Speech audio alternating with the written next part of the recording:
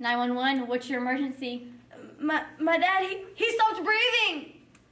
Stay calm, ma'am. Do you know how to perform CPR? Yeah, I think so. Well, help will be on their way, and until we get there, we'll walk through the steps.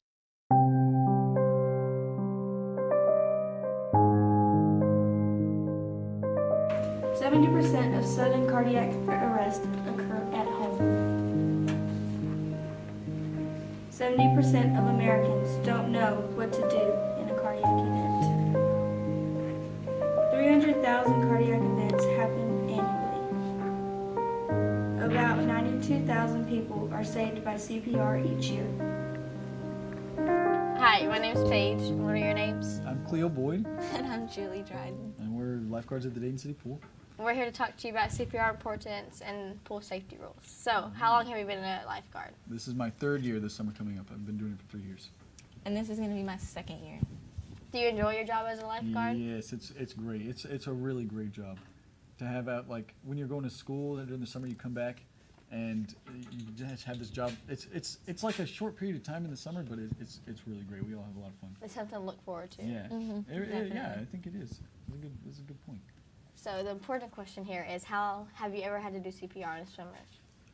We never have had to do CPR on a swimmer, or I haven't. I haven't either. Okay, yeah, I don't think any of our coworkers have ever had to do CPR on a swimmer, because the lifeguard's job, like, first and foremost, is to make sure that accidents don't happen out there. We enforce the rules and we make sure that everyone stays safe. So we never have to do CPR on a swimmer. That's like worst case scenario. If someone has a heart attack, we try to prevent that the best we can. So people think that your job is to save people. I mean, it is. It is. It is to save people. Yeah, we're very trained to go and do that. Yeah. But the thing that we do the most all the time is to make sure that we never have to save anyone. That everyone stays safe. That those accidents don't happen. Yes, it's very important to learn CPR because you never know when you might need to use it.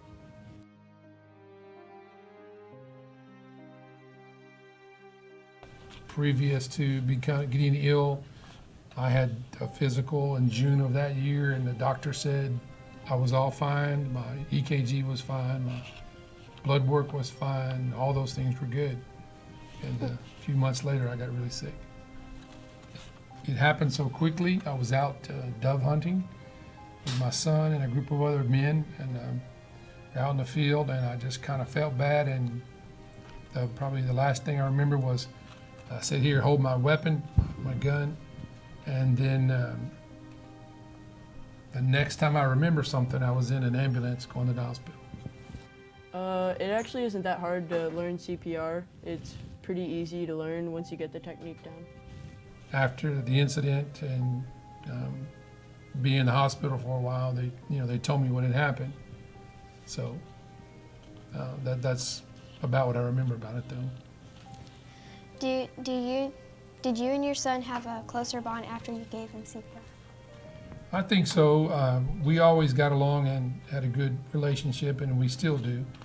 I think, though, for a little while, it kind of upset him after he did that, and after I had to have surgery, when it kind of sunk in, it was a tough semester on that year. This happened in December, right after Christmas, and so the next semester at school, he was in high school, he was 15 at the time, it was pretty tough on him. Because every person should know how to use CPR just in case they need it in a life-saving situation. I'm going to be showing you some CPR. First, we're going to show the hands-only CPR. You're going to look, listen, and feel for no more than 10 seconds for breath. You're going to feel to see if you feel any breath on your face. You're going to look to see the rise of the chest and the abdomen to see if they're breathing. If there's no breathing, if you're by yourself, you're going to call 911. If there's someone with you, you're going to have them call 911, and you're going to begin chest compressions. You want to lock your hands, use the palm of your hand, bend over the person, center of the breast of the chest, and you're going to start chest compressions. You're going to continue these chest compressions until either the victim is revived, another trained personnel arrives to help you, EMS personnel arrive, or you become so physically exhausted that you can't continue, or the scene becomes unsafe. Now for an infant, which is birth to 12 months, it's the same, except you're going to use 2 fingers or 3 fingers in the center of the chest. You want to make sure that the person is on a hard surface, and you're just going to start your chest compressions. Put your hand on the baby's forehead, barely tilt the head back to get a good airway, and start your chest compressions. And again, you're going to continue the chest compressions until either the person revives, a trained EMS arrive, or another trained responder arrives, the scene is or is becoming unsafe, or you become so physically exhausted that you can't continue. You need to learn because learning is what's important, and you don't ever know when you're going to need what teachers may teach you. In this particular case, his health teacher had taught him CPR and he used it.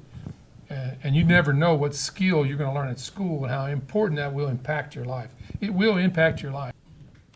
And as a scout, our motto is be prepared. So knowing CPR is a way to be prepared to save someone's life someday.